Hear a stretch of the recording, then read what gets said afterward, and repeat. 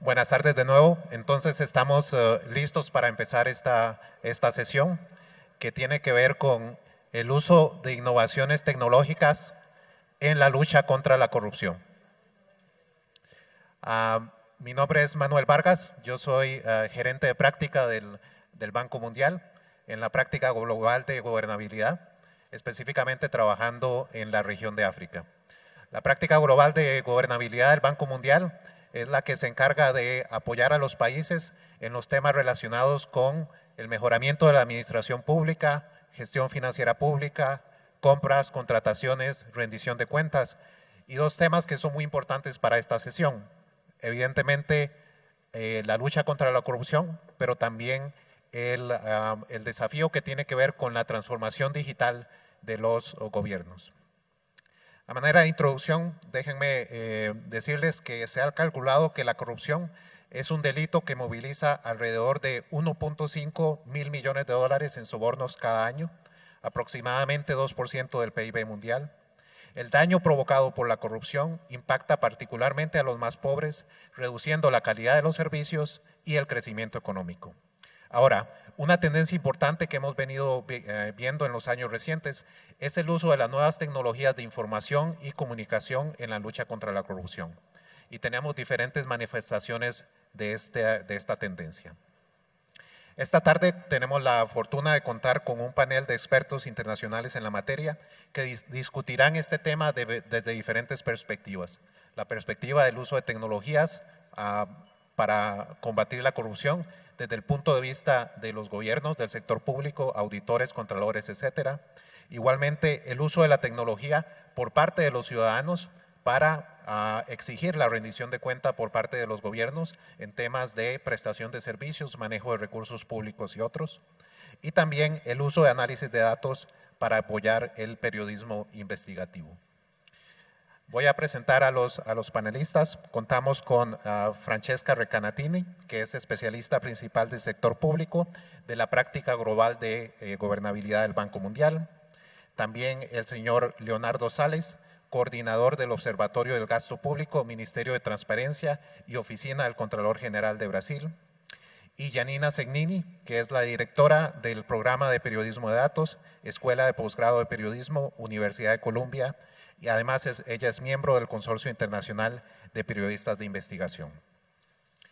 Empezaremos con Francesca. La señora Recanatini comenzó a trabajar en la creación de instituciones en economías emergentes en el FMI en 1994 y en el Centro de Reformas Institucionales y del Sector Informal, IRIS, en 1995.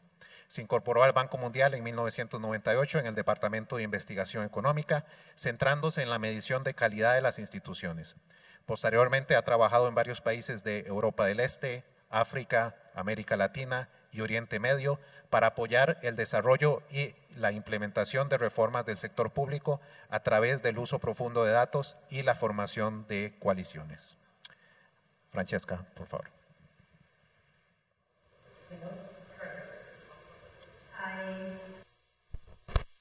Espero que me disculpen todos vocês. Se me dio 10 minutos y voy a hacer mi presentación en inglés para ser más rápida. Todas las transparencias que les voy a mostrar rápidamente están disponibles y se van a compartir con todo el mundo. Muchas gracias porque esto es justo después de almuerzo. La mañana estuvo llena de discusiones muy interesantes. Solo voy a hablar un par de puntos. Este es un tema muy amplio y complejo.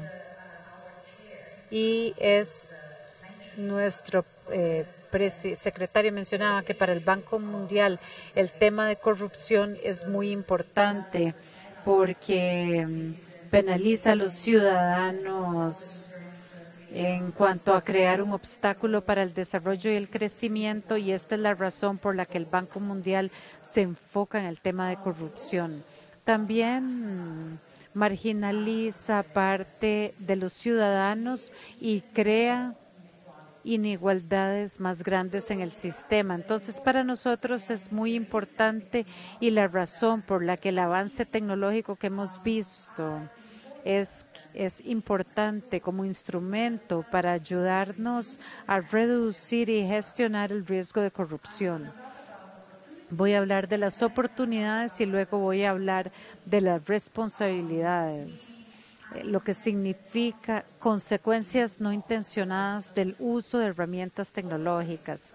Oportunidades. Cuando pensamos en las herramientas para abordar, reducir el riesgo de corrupción, ampliamente pensamos en estos 4 bloques. Son herramientas que les ayudan en cuanto a biométricas, la identificación que le puede ayudar a abordar el riesgo de corrupción, identificando quién recibe una transferencia, un beneficio. También el tema de la digitalización puede ayudar a empoderar a los ciudadanos, a dar retroalimentación y realmente le puede ayudar a entender el problema mejor.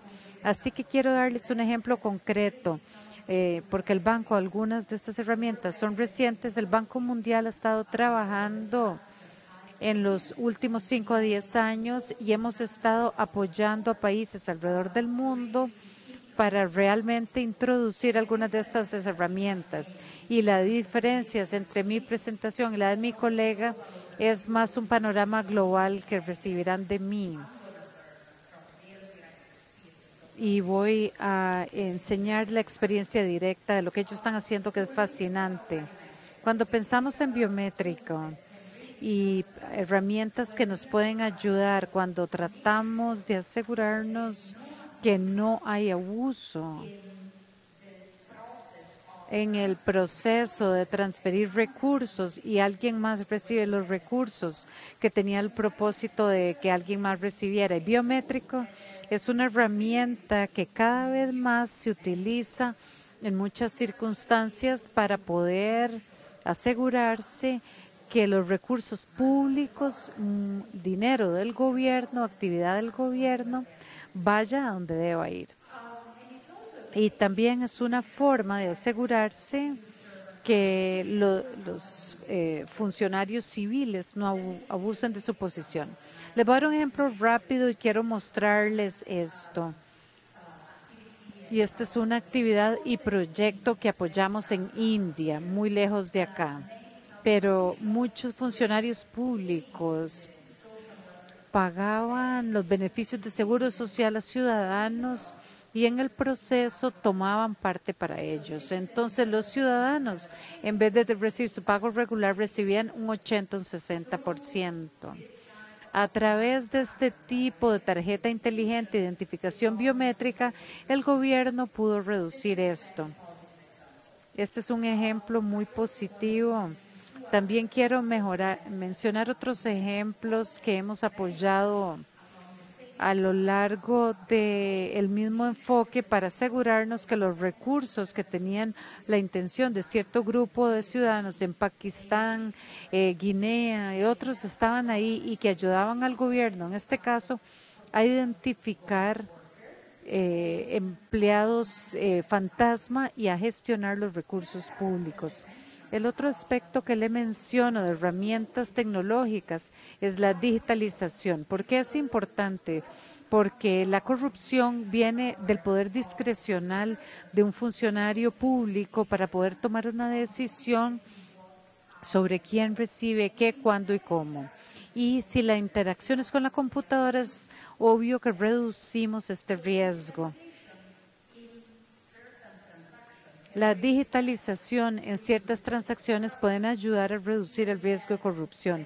Aquí tenemos, Latinoamérica está llena de ejemplos de sistemas de compras públicas electrónicas y este es de Bangladesh y realmente ayuda a traer a la sociedad civil a monitorear la implementación del contrato público al que se le otorgó. También esta herramienta tecnológica nos puede ayudar y vamos a aprender más para realmente crear un mejor diálogo entre el gobierno y los ciudadanos, o más bien las personas que viven en el país.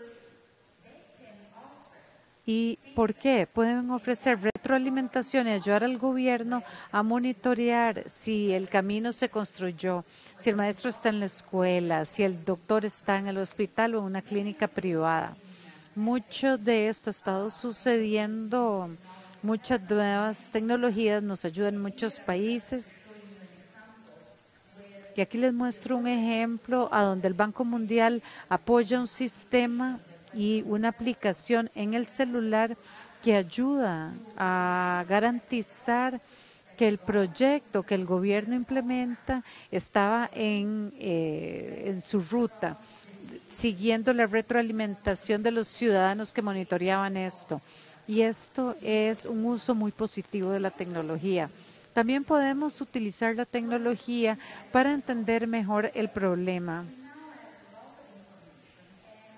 Ahora tenemos mucha información. La inteligencia artificial y analíticas de datos y esta nueva capacidad que tenemos nos puede ayudar a identificar si hay conexiones, tendencias que no sería del ser humano. Entonces uno empieza a ver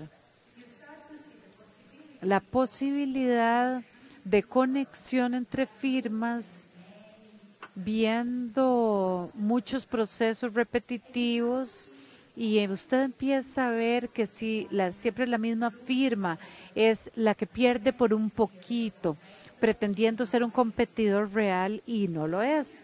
Y aquí podemos usar esta herramienta para entender vínculos mejores entre las diferentes firmas y reducir el riesgo de corrupción. Quedan 2 minutos. Me quito del trabajo y ahora ya resolví la corrupción. Y yo quiero mostrar otra historia que un colega compartió con nosotros. Cuando me invitaron a esta conferencia,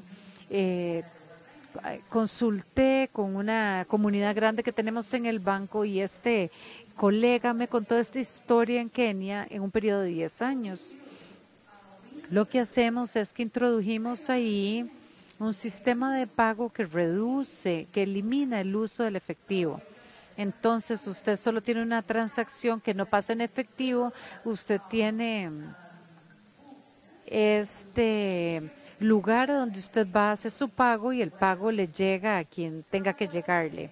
Lo que sucede, y esto ha pasado por años, parece ser un uso positivo de la tecnología, pero descubrimos en unos pocos años, después de 5 años, escuchábamos alegatos que alguien utilizaba el sistema y no era solo para buenas intenciones y buenos pagos. Resultó ser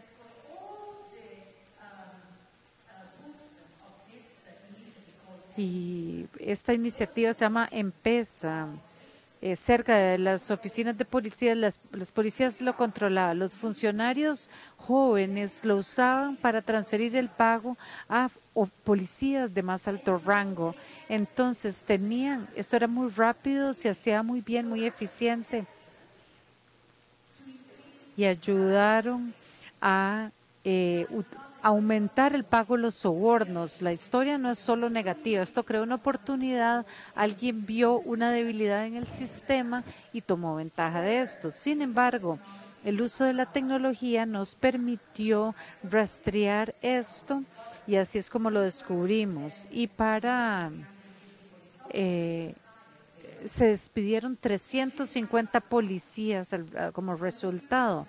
Cuando usamos herramientas tecnológicas, son herramientas que se aplican en un sistema institucional, en un país a donde usted todavía necesita la rendición de cuentas y transparencia para reducir el riesgo de la corrupción.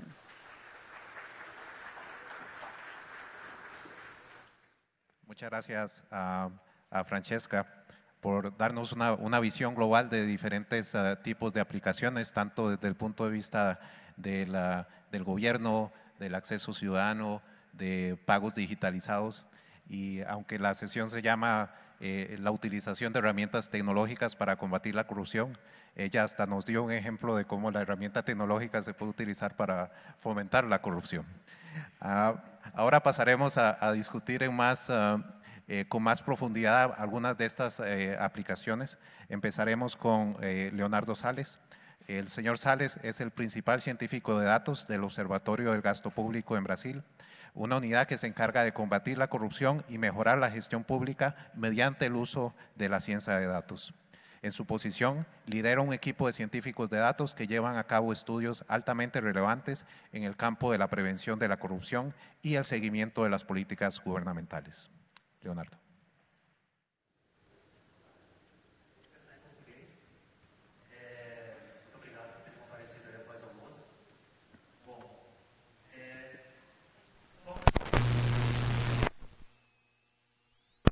Enseñarles algunas experiencias que la Contraloría de la Unión ha hecho en la última década, en el sentido de crear herramientas y aplicaciones tecnológicas en el uso intensivo de inteligencia artificial para combatir la corrupción. No tenemos las diapositivas, pero no importa. La idea de utilizar inteligencia artificial es la búsqueda de la eficiencia. Esa es la cuestión central de la utilización de este tipo de herramientas. No hay nada con inteligencia artificial haga a priori que un ser humano no logre hacerlo. Claro que ele vai fazer com um tempo mais demorado e a um custo mais grande, mais alto. O conceito principal é a búsqueda da eficiência. Então, delante dessa necessidade, creamos alguns exemplos de aplicações. Só tenho 9 minutos de inteligência artificial. Uma de elas é o modelo de risco para empresas que proveen para o governo. O governo tem essa relação com o sector privado, elas brindam serviço e o governo necessita medir o risco dessas empresas. Da mesma forma que os bancos fazem para medir o risco de tomadores de préstamos. Cada pessoa que vai fazer um préstamo em um banco, ele llena um formulário e informa algumas características de sua vida profissional, e o banco calcula o risco. O banco mira o passado de los préstamos hechos e a partir desse passado ele logra identificar a melhor maneira de diferenciar quais variáveis contribuem para diferenciar os malos tomadores de préstamos de los buenos.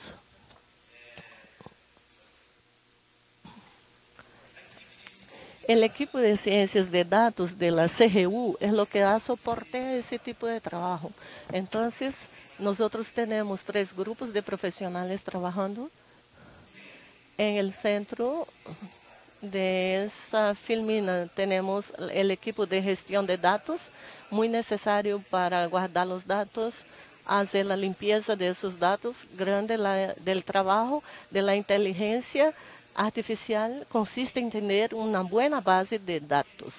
E esse equipo também temos uma equipe de análise de dados que intenta fazer um puente entre o conhecimento das auditorias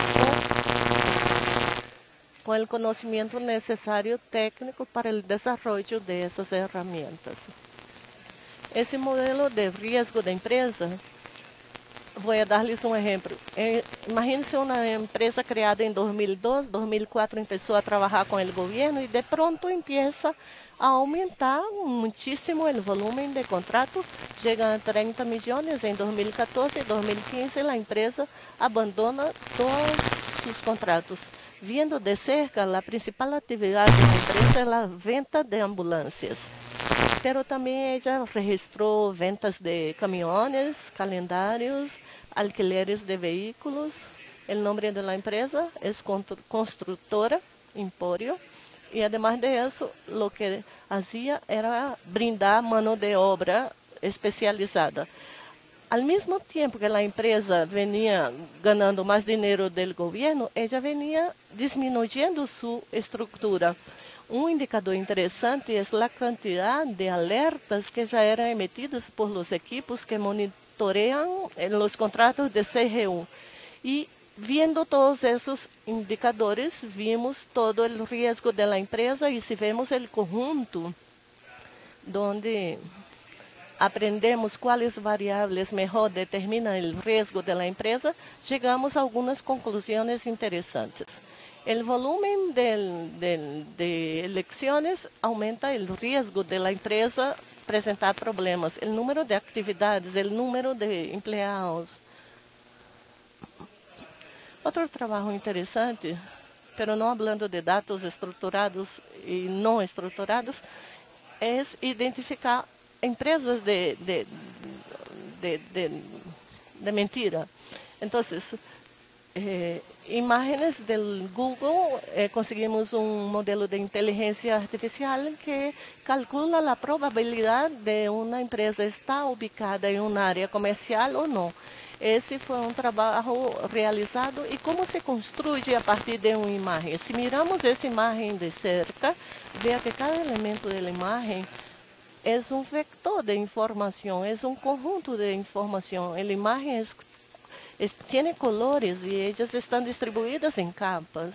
Então, quando você logra transformar os dados estruturados como vectores, você logra usar ferramentas de inteligência artificial para aprender patrões e identificar. Uma das técnicas mais utilizadas o primeiro passo desse modelo é a criação de uma nota de risco para que a empresa seja classificada como residencial ou comercial. Estamos em segundo momento desenvolvendo uma melhoria desse modelo para identificar não somente isso, pero diferenciais como área residencial, comercial, lote baldio, carreteras, etc.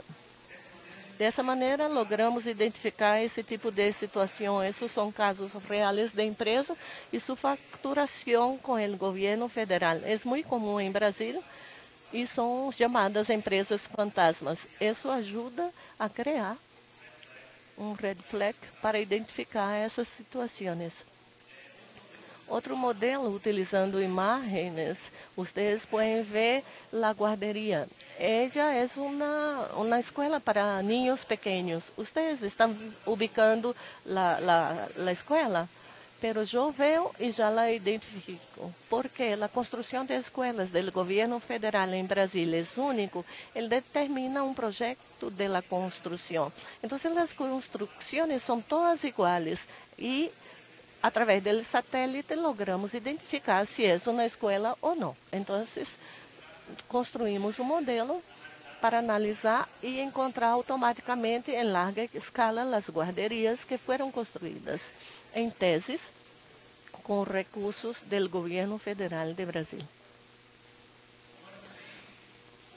Outro tipo de dado não estruturado e que é um grande desafio para trabalhar com inteligência artificial são os dados textuais. E aí vou falar especificamente de denúncias. A CRU recebe diariamente por mês centenares de denúncias de cidadãos relacionando ou relatando alguma situação de fraude. Como logramos analisar o grande volume de informações como essas e tomar decisões se vamos fazer uma auditoria ou se há alguma coisa de valor em essa denúncia ou não? Então, construímos um aplicativo que identifica objetos em el texto da denúncia. Então, em esse exemplo, vocês podem ver nomes que estão mencionados em el texto ou identificar o cidadão. En el caso nuestro es CPF, entonces logramos identificar algunos ciudadanos que está siendo mencionado en la denuncia, o el número de contrato, de órdenes públicas, o personería jurídica para empresa. Todo eso es posible identificar automáticamente porque la aplicación logra leer el texto igual que un ser humano, pero gran velocidad y identificar esos objetos. Una vez identificados, podemos agregar informação na denúncia. Então, temos uma denúncia que é somente um texto e podemos agregar diversas informações para identificar esses objetos e trazer outros elementos para a denúncia.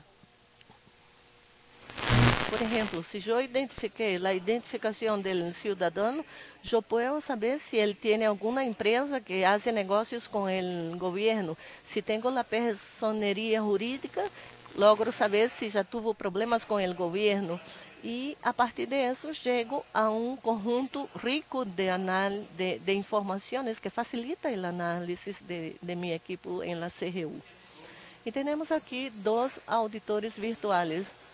Son dos robots que hacen un trabajo parecido al que el auditor hacía. Uno de ellos es Barnabette. Es un código que lee el diario oficial de la Unión, donde es publicado todas las decisiones del gobierno, buscando personas que fueron nombradas porque no pueden ser nombradas porque ya tienen algún cargo en su contra, identificación de contratos con empresas que también han sido penalizadas, reintegración de personas que han sido demitidas, y eso todo es monitorado por un robot que está sustituyendo personas que hacían antes ese trabajo. Otro es Alice, que lee editoriales de contrataciones públicas para identificar direccionamientos en el texto del edital y emite alertas para que la CGU pueda actuar. Termino aquí, muchas gracias. Y en las preguntas podremos hablar un poco más ahondado en eso. Gracias.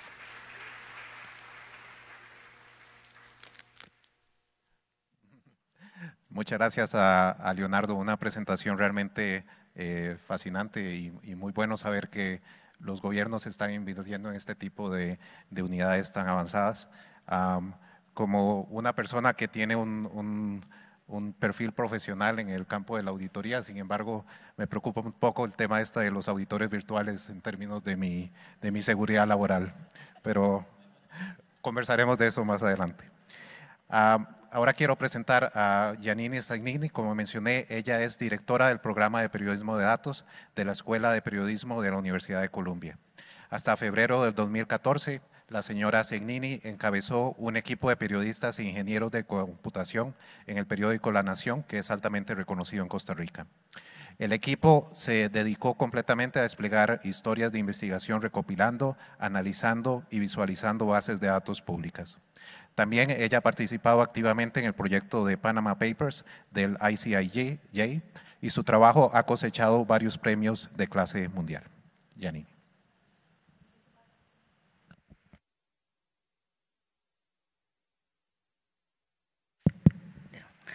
Muchísimas gracias, Manuel, y gracias a Crecer por la invitación.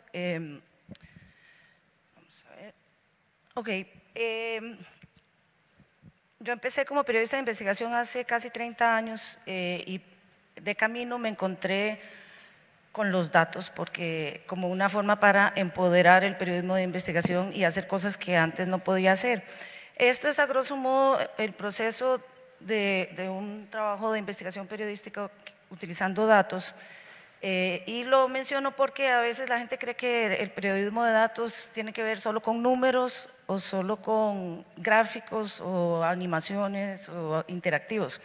Y realmente el proceso empieza desde la generación de la información, la obtención de la información y sobre todo verificación en el campo. Es decir, los datos mienten igual que las personas y por eso es muy importante seguir todo este proceso.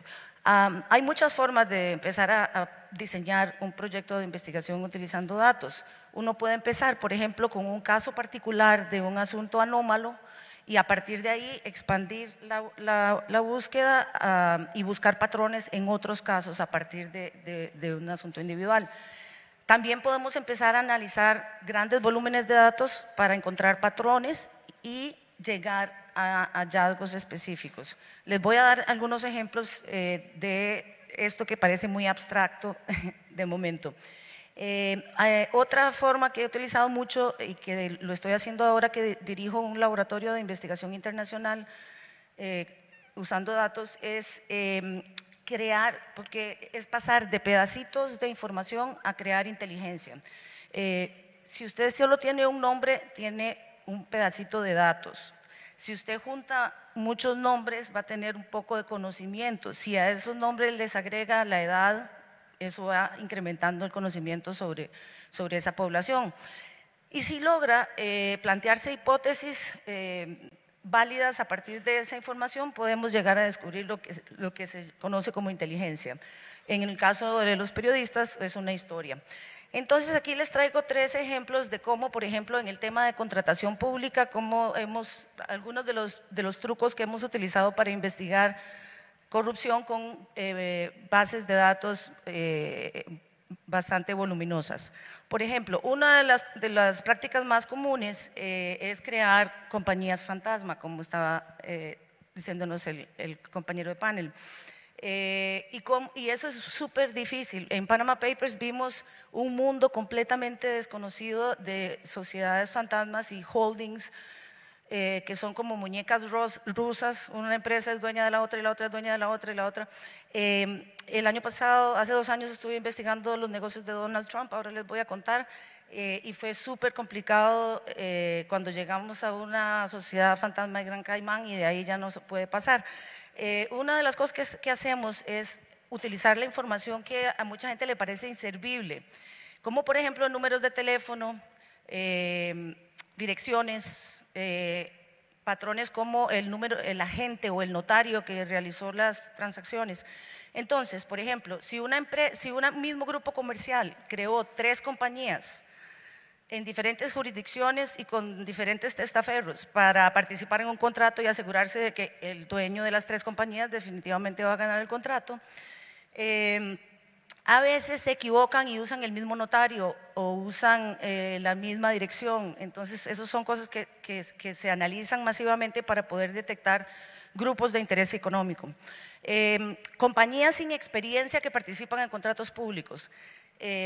Una de las cosas que más me gusta hacer de donde vaya es, yo también doy, aparte de dar clases en Colombia, entreno periodistas en el mundo en el uso de estas técnicas, y una de las cosas que más me gusta hacer es coger datos, grandes bases de datos con contratos y sus fechas, y cruzar esa información con las empresas y el registro de sus empresas. Entonces, si usted ve patrones como que una compañía fue creada 3 meses antes de la licitación, ya ahí hay una bandera roja para empezar a investigar más. Otra cosa es mapear las familias y las personas cercanas. Cuando yo empecé a investigar no tenía tan claro lo importante que es, y quizás para los auditores se hace un poco complicado, pero los periodistas tenemos la ventaja de que trabajamos en un espectro bastante amplio, y no se puede investigar a una compañía, a una persona o a un hecho más bien que involucre personas y compañías sin contemplar familiares. Al día de hoy todos los corruptos terminan poniendo todo a nombre de las esposas o esposos o sobrinos o etcétera. Y luego utilizar redes de mapeo para encontrar esas conexiones. Les voy a contar algunos casos. Este es bien viejo, pero me gusta porque yo le llamo periodismo profiláctico. Creamos una base de datos con todos los candidatos a alcaldes y los cruzamos con las bases de datos de sentencias, deudas con el Estado y personas que habían sido inhabilitadas para ocupar cargos públicos. El resultado fue que había 27 que estaban inhabilitados y a pesar de eso eran candidatos, y había unos angelitos que tenían hasta 10 sentencias penales por secuestro extorsivo y demás. Bueno, esta fue la publicación que venía con un mapa. Después hicimos esto a nivel de candidatos a la presidencia y la vicepresidencia del Congreso, pero es el mismo principio. Este es otro ejemplo también un poco viejo, y es que cogimos toda la información de impuestos es confidencial, excepto en Costa Rica el impuesto territorial. Cogimos todos los ministros y diputados y sus propiedades y las de sus cónyuges, y los cruzamos con los datos del valor de mercado real de las propiedades, y el resultado fue que no solo la mitad de los ministros no estaban pagando impuestos territoriales, sino que el peor de todos los casos era el ministro de Hacienda, que tuvo que renunciar después de que publicamos esto porque no pagaban él y su esposa, que era la asesora presidencial, impuestos para nada. Este es otro ejemplo de que empezamos con la base de datos y no con la idea. Entonces, cogimos todas las bases de datos sobre licencias, incapacidades, que llamamos que los empleados del sector público se pueden incapacitar y recibir todo el salario. Y lo que ven ahí, esa línea de tiempo, ese gráfico, ven que hay unos picos. Hay unos picos que son cíclicos. Todos los empleados públicos se enferman más cuando los niños están de vacaciones y en Navidad y todo eso. Pero había dos picos que no podíamos entender y yo, que no soy futbolera, estábamos viendo el gráfico, tratando de entender el contexto de qué era lo que estaba pasando, y llegó un compañero y dice, no, por supuesto, sí, esas son las fechas en que la Sele jugó en el Mundial. Entonces, bueno, eso no es tan trascendente, pero sí dice mucho de cómo se puede utilizar los datos. Y finalmente, el caso de cuando en este laboratorio que dirijo en Colombia trabajamos con partners en todo el mundo, decidimos crear una base de datos única en el mundo desde cero, con todos los negocios de Donald Trump en el planeta. Sacamos más de 125 variables y la idea era entender patrones que muy rápidamente empezamos a ver. Por ejemplo, la mayoría de sus socios tenían problemas legales, no, eran criminales en muchos de los países en los que… Lo otro es que entendimos el modelo de negocio, y es que él no invierte un centavo para nada, lo que hace es licenciar su nombre. Vimos otros patrones como que, por ejemplo, los hijos los manda primero a hacer el negocio, se reúnen con un político siempre, el de más alto rango, y bueno, un patrón interesante es que cuando mandaba a Ivanka era más probable que el negocio funcionara que cuando mandaba a Eric, por ejemplo. Bueno, estas son algunas de las publicaciones que hicimos aliados con New Yorker, ProPublica, sobre todos estos patrones que encontramos luego de analizar los datos. Hicimos extracción de entidades, entonces, de todos los libros que él ha escrito, porque bueno, no los escribió él, y también sacamos entidades para cruzarlas con las bases de datos que estábamos manejando. Este es otro ejemplo de cómo utilizar datos, y es las sanciones a Corea del Norte. Cogimos datos de importaciones y exportaciones para detectar cuáles países y dónde se estaban violando las sanciones, y luego cogimos una lista de todos los barcos que han sido sancionados, no solo Corea del Norte, sino de Irán, y encontramos un patrón de en qué países es que registran esos barcos, que son paraísos fiscales en el mundo naviero. Y bueno, este es un trabajo que no es mío, pero lo traigo porque es muy reciente. Yo estoy en el jurado mundial el premio mundial de periodismo de datos, y me llamó mucho la atención porque lo que hicieron es igual, una periodista que empezó a seguir el reciclaje, pero con mucha malicia se dio cuenta que había dos ciudades en particular donde el reciclaje había bajado sustancialmente, y encontró que era la misma empresa la que estaba cubriendo y que estaban declarando los contenedores como contaminados para cobrar doblemente por el servicio de reciclaje, y terminó encontrándose a un grupo de crimen organizado bastante… que estaba penetrando las decisiones en la ciudad de Chicago. Muchísimas gracias.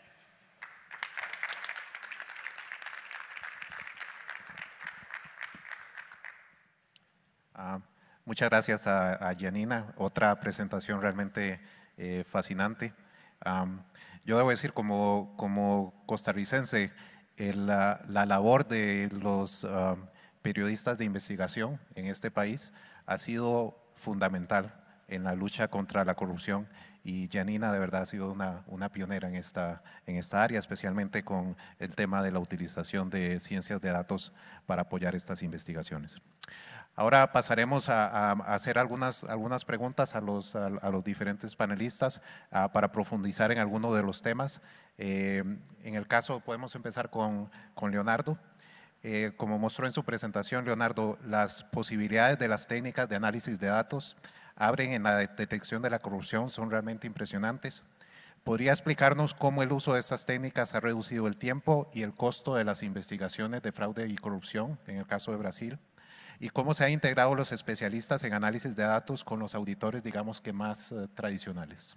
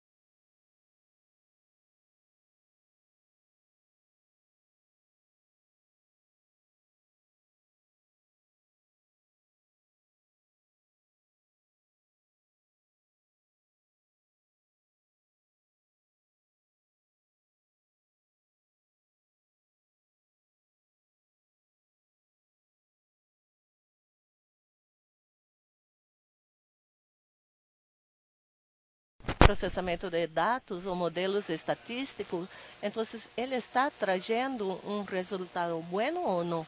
Então, o auditor tradicional é parte do processo. Ele não necessita preocupar-se que vai perder o trabalho porque vai ser substituído por máquinas. Ele pode dedicar-se a aqueles pontos da auditoria onde uma máquina não logra solucionar e onde é fundamental a condição humana de interpretação e de análise racional de las informações, de las situações que estão sendo investigadas. Podemos pasar con Janina. Los ejemplos de periodismo investigativo utilizando análisis de datos son muy alentadores. Sin embargo, en una era donde los ciudadanos reciben gran cantidad de información, así como misinformación a través de redes sociales, existe el riesgo de que las piezas no fundamentadas pasen como periodismo serio.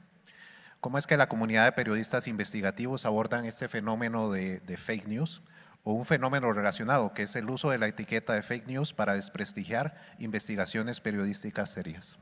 Gracias, Manuel.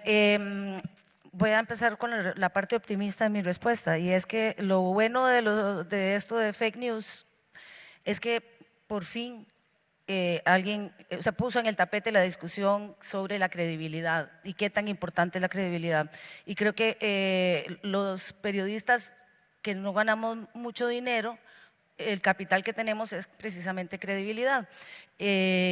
Y que se demuestra a lo largo de toda una carrera tratando de ser riguroso, etcétera. Eso que antes no se valoraba tanto, ahora la gente por lo menos entiende que hay que está el riesgo de tener información falsa y está volviendo a hacerse esas grandes preguntas. En concreto, los colegas, bueno, hay varias organizaciones, hay muchas cosas que se están haciendo. Están naciendo muchos centros de periodismo para hacer fact-checking. Hay muchos de ellos que están trabajando de la mano con Google y Facebook porque se dieron cuenta también las plataformas estas que necesitaban a los periodistas. En Myanmar, por ejemplo, no sé si ustedes saben que hay un conflicto que fue agitado por redes sociales y concretamente Facebook, y en el que murió mucha gente. Bueno, tuvieron que contratar periodistas para que los periodistas sean los que ayuden a vedar y curar, digamos, hacer curaduría de la información.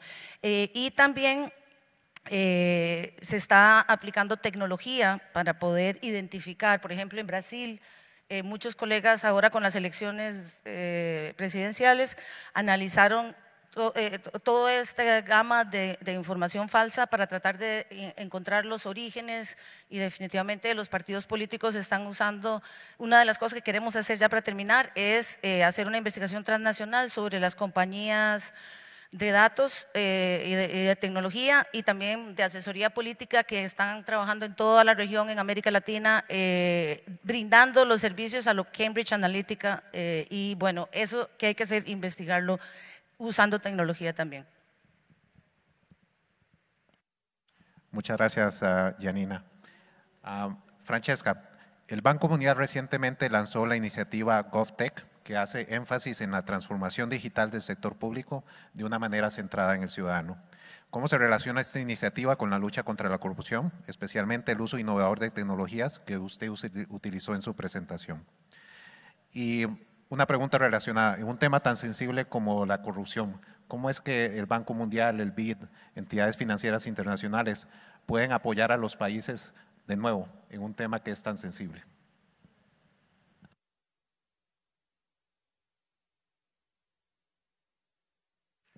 Gracias.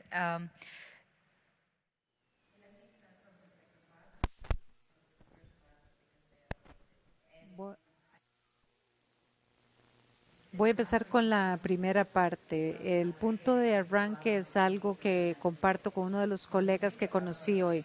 Cuando pensamos en corrupción, pensamos en cómo se asigna el poder en el gobierno. No hay otra forma. Alguien tiene poder para distribuir servicios, para tomar decisiones, y por el poder que tienen, pueden escoger abusar la situación, la posición que tiene. Esto crea, si nosotros entendemos que la corrupción, cómo se asigna el poder, así entendemos qué tan difícil es para alguien apoyar ningún tipo de transformación.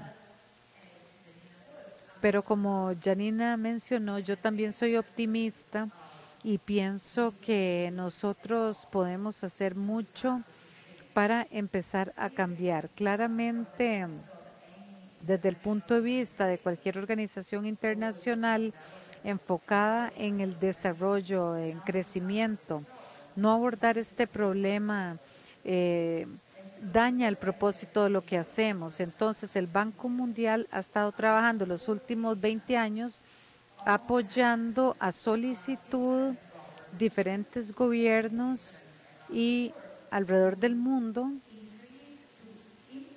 para introducir como punto de partida el marco institucional necesario.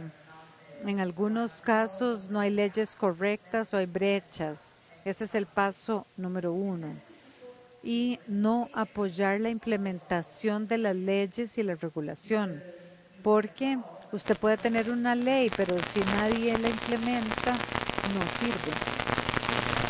Y en paralelo, también la capacidad necesaria para implementar estas leyes y sistemas. Y me devuelvo a su primera pregunta. Esto tiene que hacerse en colaboración con el país. Y quiero que reflexionen de mi escogencia de palabras. No dije el gobierno, dije el país. Cuando pensamos en corrupción, pensamos en algo que involucra a muchas personas, el funcionario público, un ciudadano, un empresario. Entonces, cuando pensamos en la solución para reducir el riesgo de corrupción, debemos pensar en la solución donde todo el mundo está involucrado. Y en este caso, uno de los ejemplos que compartí con ustedes antes, que utilizan esta innovación tecnológica para facilitar el involucramiento de diferentes grupos, ya sea empresarios que pueden tener más transparencia y un proceso más fácil cuando licitan con el gobierno y entienden por qué no fueron seleccionados. Seleccionan el proceso y la justicia que hay. Un ciudadano que puede ayudar al gobierno a monitorear qué es lo que está sucediendo. Y el gobierno mismo, la implementación de las leyes que han introducido, utilizan un sistema que facilita una implementación transparente y con rendición de cuentas de las leyes. Y aquí, una vez que pensamos de establecer las bases y pensando cómo implementarlo, todas estas innovaciones tecnológicas e iniciativas tecnológicas que tenemos realmente pueden ayudarnos en la etapa de implementación para asegurarnos que es una solución que se implementa por todo el mundo y que realmente es para el beneficio de todo el país.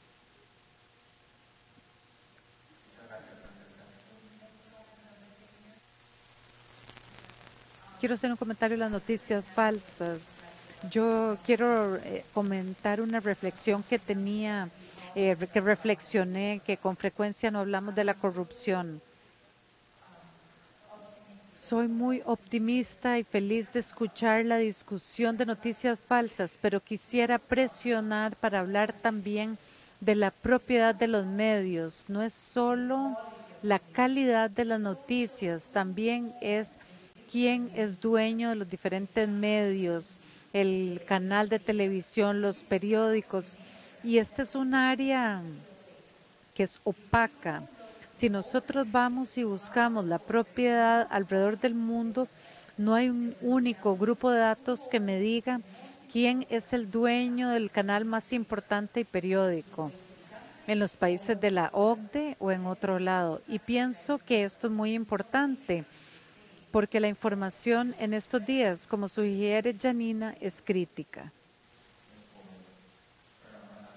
Gracias por una intervención justa y balanceada. Ahora quisiera hacer una pregunta para antes de que vayamos a la audiencia, general para los tres panelistas.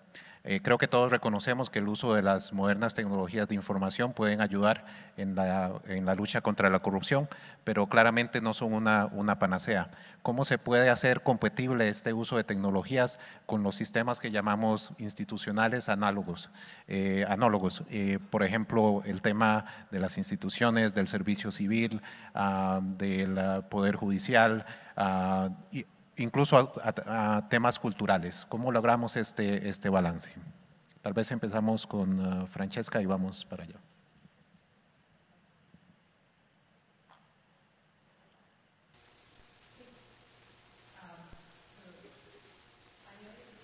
Yo comencé a responder la pregunta cuando traté de detallar cómo apoyamos gobiernos y países al establecer las bases. Claramente necesitamos balancear y comprender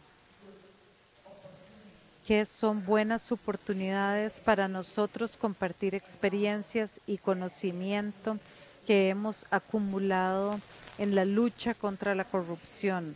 Quería compartir con ustedes una historia que viene de esta región.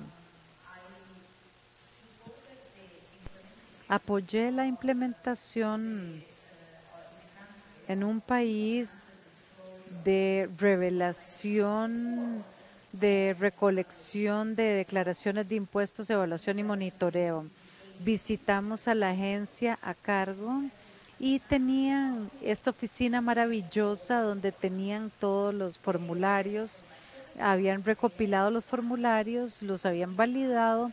Cuando les preguntamos qué encontraron, dijeron 99% de los funcionarios públicos la presentaron y estaba completa.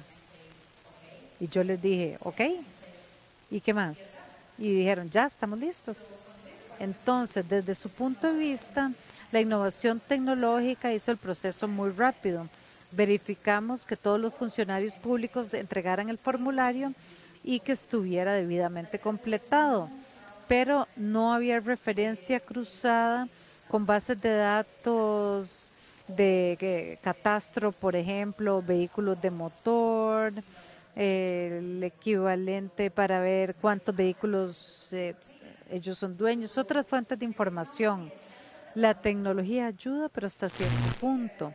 Y nos tomó un tiempo crear un espacio para decir, y la capacidad de esta agencia que tenía el mandato en el país para hacer este trabajo y poder colaborar con las otras agencias en el país para establecer una buena comunicación para que el trabajo sucediera y que era una colaboración inteligente y compartir información.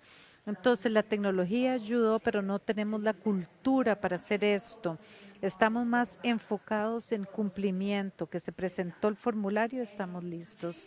Y cambiar esto a un proceso más largo de explicar y proveer apoyo y establecer conexiones con otras partes dentro del país.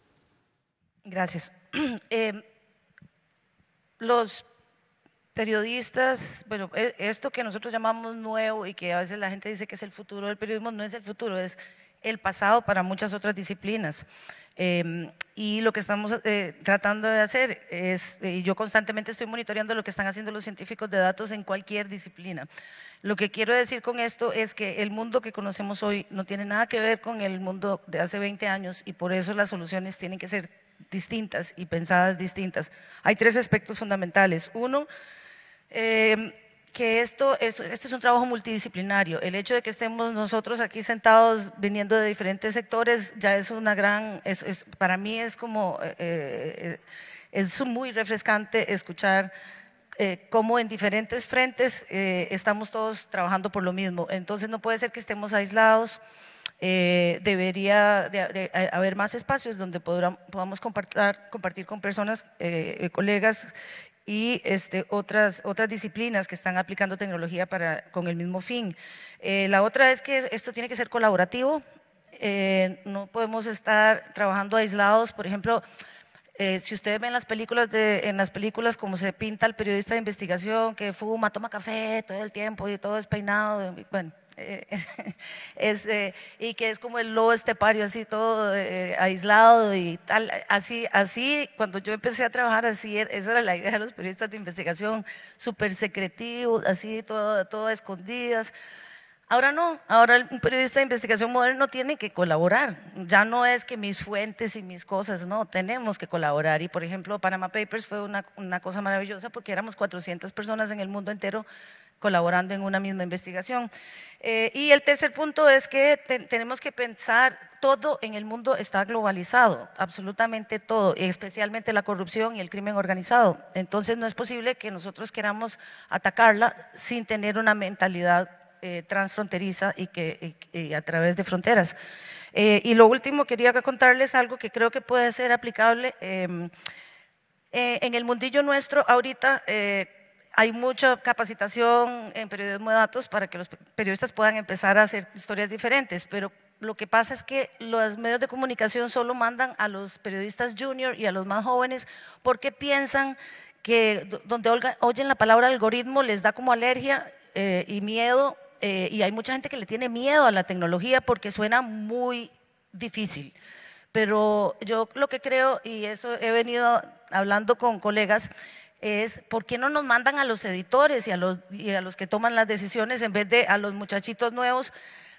Y no hacer la capacitación de aprender a programar y esas cosas, sino una capacitación de que entiendan. Yo lo digo, es como, vean, yo me acuerdo cuando salió el microondas al mercado y eso fue como yo me quedé como un día entero viendo el microondas y si uno no sabe que el microondas existe, no lo puede usar y va a seguir calentando en la estufa.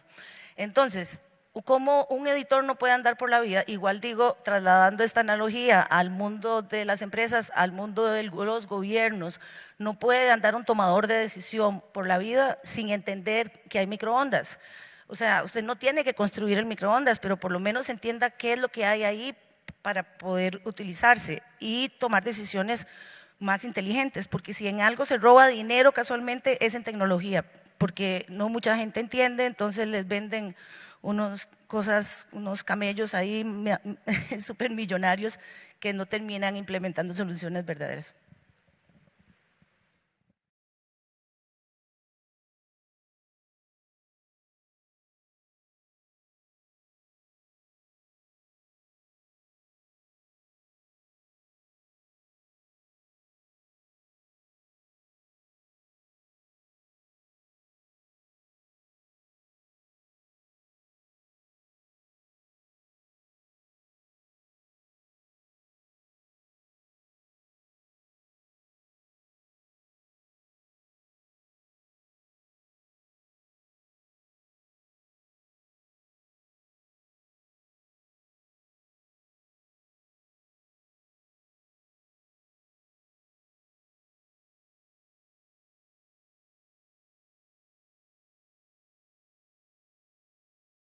De release de que estaba saliendo y la cuestión demográfica era relevante. O sea, dependiendo del crimen de que ese prisionero cometió, él no debería ser liberado. Y eso pasó a ser una cuestión racial. Entonces yo quisiera complementar que debe ser discutida la cuestión de la cultura, de la legislación y la utilización desde la política, desde el punto de vista legal, que muchas veces el país está preparado para utilizar la tecnología, pero él no está preparado para absorber las consecuencias del uso de la tecnología, y eso se refleja en leyes, la utilización del sistema de justicia, etc. Muchas veces yo percibo que las personas, al tener conocimiento de una nueva tecnología, ellas, los órganos públicos, las organizaciones, ellos se comportan como: yo tengo un martillo en manos, voy a buscar un clavo para usar ese martillo, y usan tecnología que no es necesaria para la realización de ese objetivo. Invierten demasiado para utilizar, para poder decir que está utilizando ese aplicativo. Y eso podría ser hecho de otra manera más eficiente. Y eso es otro punto, la cultura interna de las organizaciones en el uso de la tecnología. Bueno, muchas gracias a los tres panelistas. Todavía tenemos un poco de tiempo, así que podemos abrir para preguntas de los participantes. Si quieren hacer alguna pregunta a cualquiera de los tres panelistas, por favor.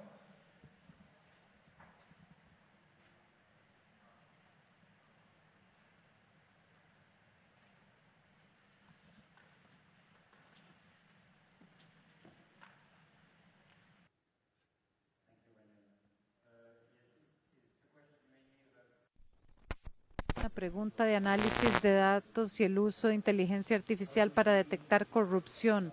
¿Cómo aborda el riesgo de no detección? Porque es uno de los riesgos más grandes cuando hace datos masivos, que el pez pequeñito o mediano se va a través de la red sin ser detectado.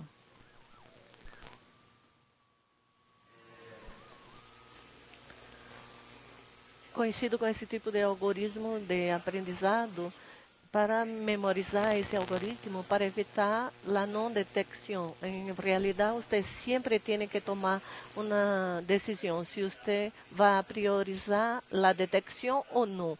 Se você decide priorizar, você termina por assumir grande parte de seus resultados vão apresentar falsos positivos, pero dependendo da situação, es lo que debe ser hecho, porque el costo de la no detección es mucho más grande que detectar algo incorrecto. Un ejemplo es el cambio de evaluación de rendición de cuentas, de transferencias del gobierno federal para las entidades locales, donde una entidad rinde cuentas, pero la validad es muy cara, muy demorada. Entonces nosotros automatizamos el proceso, creamos un modelo y ese penaliza bastante cuando hay atraso. Entonces si estamos utilizando un algoritmo y ya fue utilizado mucho dinero y recursos públicos, no podemos asumir ese riesgo, ¿verdad?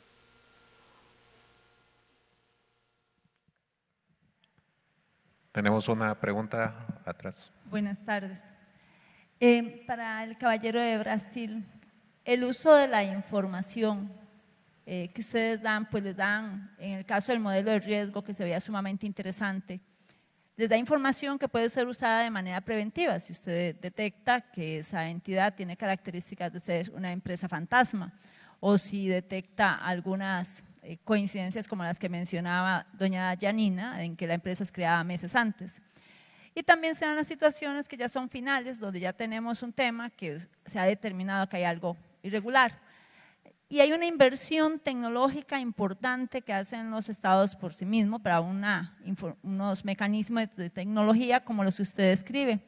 Pero qué tan efectivos se vuelven a la hora de tomar acciones que, por ejemplo, cuando se detectan situaciones en un proceso de contratación, no deriven que al final la persona incorrecta es la persona adjudicada. O bien que si al final se detectan irregularidades o se ven denuncias o se sabía que esa persona era antes de la adjudicación una empresa de alto riesgo, se le permite continuar participando, y si es que al final se sanciona ¿O al final pasa como tantas otras veces en que uno puede ir periodísticamente avanzando con información o puede hacerlo por análisis de datos, pero a la hora en que llegamos a ver consecuencias para sentir que nosotros como ciudadanos vemos el retorno de esa inversión y se evitan ese tipo de riesgos, ese tipo de situaciones, hay resultados concretos, se miden, hay métrica del valor que le refleja a su país ese tipo de inversión?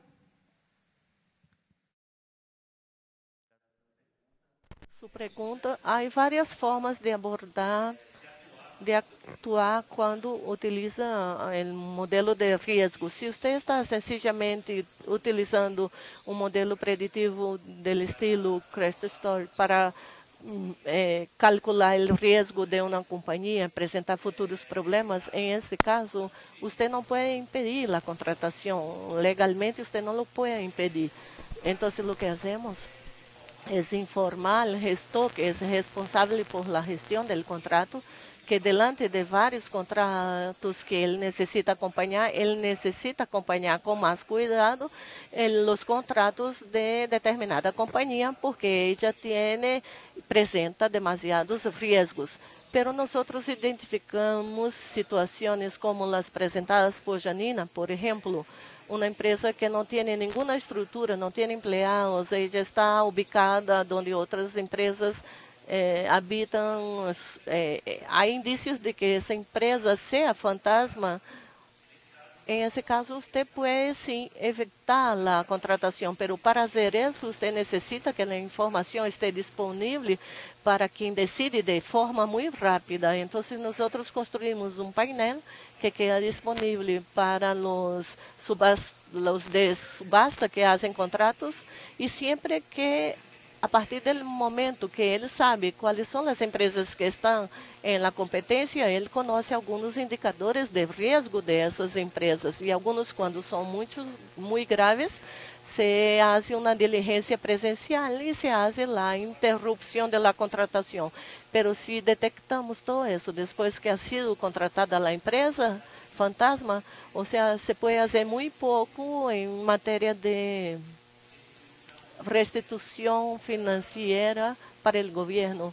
Cuando el problema ya sucedió, lo que logramos hacer es una penalidad administrativa, la apertura de un proceso penal, si hay responsabilidad directa con ese servidor, o el intento de un proceso civil, pero eso no genera mucho retorno. Nuestro enfoque es muy en la cuestión preventiva para evitar que eso suceda.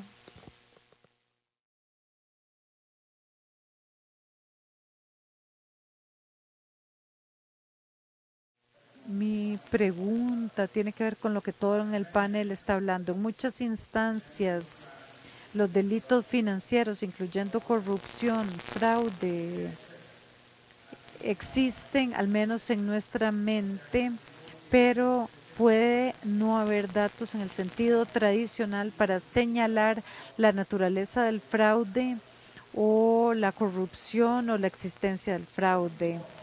¿Cómo investiga este tipo de escenarios? Ahora que habló de esto hasta cierto punto, pero con mucha frecuencia usted ni siquiera ve estas fotos de un satélite.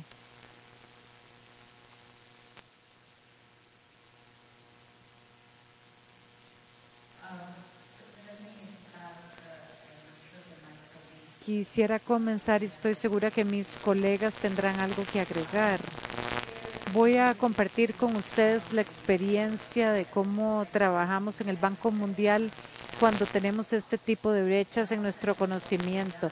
Con frecuencia lo que hemos hecho en países que han venido y nos dicen, estamos en un momento de crisis y necesitamos ayuda para cambiar y abordar este tema de corrupción, es que estamos tratando con la colaboración del país, de obtener datos a través de una variedad de medios, tanto a nivel de datos institucionales, datos que vienen de diferentes fuentes de información, otras organizaciones, datos que vienen de periodistas que ya han invertido mucho tiempo y datos nuevos, hablando con la gente que están afectadas por el problema de corrupción. Entonces, los ciudadanos, los empresarios y también los funcionarios públicos. Y sin preguntar qué piensan, ¿usted cree que su país es corrupto? Sino más bien ver la transacción específica en el país y dice, usted está tratando de comprar una propiedad para su nuevo negocio. ¿Cuánto tiempo le toma? ¿Cuántos pasos tiene que seguir? ¿Cuánto tiempo para pagar algo? Cualquier cosa en adicional al pago que se le solicitó. Y en este proceso tratamos de complementar información muy diferente para tener un mejor panorama para cuando no tenemos información. Y también quisiera devolverme a la pregunta que se hizo antes del riesgo de no detección, porque este enfoque claramente puede dejar brechas en nuestro entendimiento y tal vez asesoramos con información equivocada. Muchas de las herramientas tecnológicas que tenemos disponibles con frecuencia dicen que podemos basarnos en la tecnología para identificar el problema.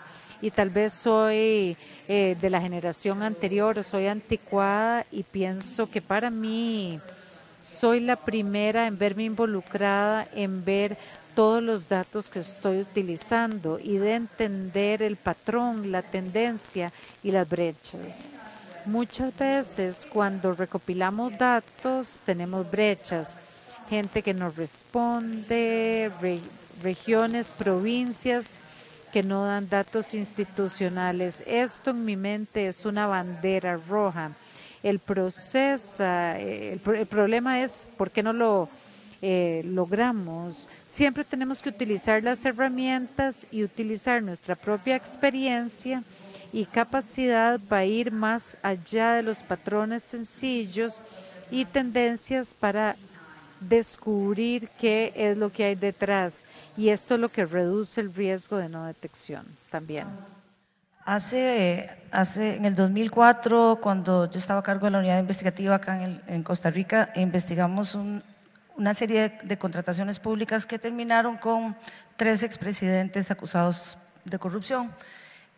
Uno de esos casos era una contratación con una compañía, un consorcio, una compañía finlandesa que proveyó equipo médico a la Caja Costarricense del Seguro Social, que es la que compra medicinas y equipo para todas las clínicas y hospitales públicos. Yo había pasado como unos 2 años investigando ese contrato, y según yo investigándolo, viendo todos los documentos como si fuera una auditora, buscando irregularidades, y todo estaba perfecto. Sabíamos que algo había malo con el contrato, pero no pudimos, no fue hasta que una fuente, un agente de bienes raíces, que no le pagaron una comisión de una coima, uno de los sobornos, nos contó todo desde adentro y empezamos a reconstruirlo. Con lo que les cuento este cuento por una razón, porque a partir de ahí yo abrí los ojos y me di cuenta que el mundo es más complejo que revisar un poco de datos y hacer un checklist de asuntos formales cumplidos. Y es lo que yo llamo corrupción transparente. En este caso, por ejemplo, habían hecho pasar una ley en 3 días para poder comprarle el equipo a la única compañía en el mundo que podía entregar equipos que tuvieran 59% de componentes finlandeses. No había otra que pudiera. Entonces obviamente iban a ganar la licitación, pero además la corrupción se hizo transparente. Usted no iba a encontrar nunca ninguna irregularidad, por eso pasó por todos los auditores, pasó por la Madre Teresa, para todo el mundo lo aprobó. Y no fue hasta que vimos esa dimensión paralela, ese mundo paralelo en donde entran familiares, el taxista que te cuenta, etcétera. Entonces creo que llegar a esa dimensión a veces no es solo la ilegalidad, sino que hay cosas que hay que verlas en una dimensión más integral. Bueno, muchas gracias a los panelistas. Oh, perdón. Just to complete,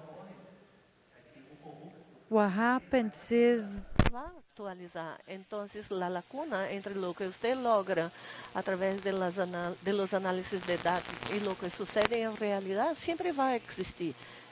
El que es corrupto, él también se va a actualizar y huir de las auditorías computacionales que puedan suceder. Por eso es importante inserir conocedores del negocio dentro del proceso de automatización para que esa distancia sea siempre más reducida, y por eso vale la pena invertir en análisis de datos para lograr un buen resultado. Gracias, Leonardo.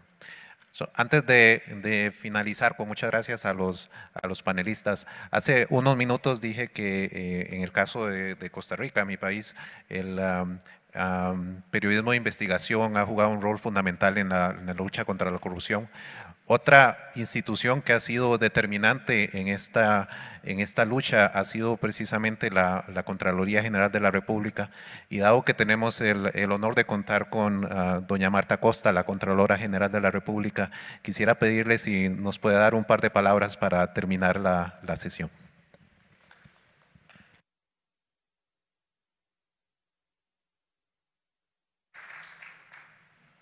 Bueno, muchas gracias y felicitaciones a los panelistas y a Manuel. Realmente ha sido muy enriquecedor escucharlos, muy interesante. Creo que para todos nosotros en el mundo de la prevención y la detección de la corrupción, la innovación tecnológica es todo un desafío. Esto ha venido a revolucionar la forma en que debemos hacer las cosas. Hoy en día no podemos seguir trabajando como lo hacíamos hace 3 y 4 y 5 años.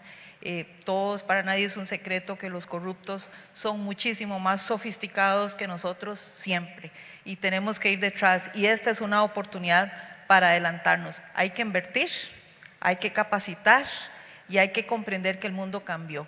El tema del periodismo investigativo en Costa Rica, nosotros desde la Contraloría lo hemos visto como una oportunidad para complementar precisamente esa lucha que todos tenemos que hacer contra la corrupción todos los días. Así que yo los felicito, les agradezco por venir a compartir con nosotros sus conocimientos.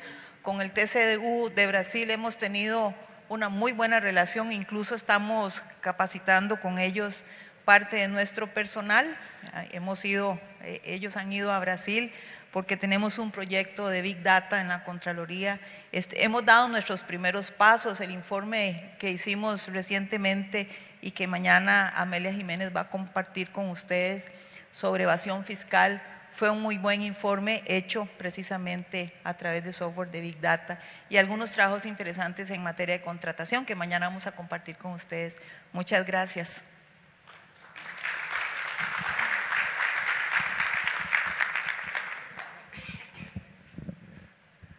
Muchísimas gracias, doña Marta. Ahora, para finalizar, creo que tenemos unos presentes para los panelistas. Ojo que dije que son presentes, no sobornos, ¿verdad?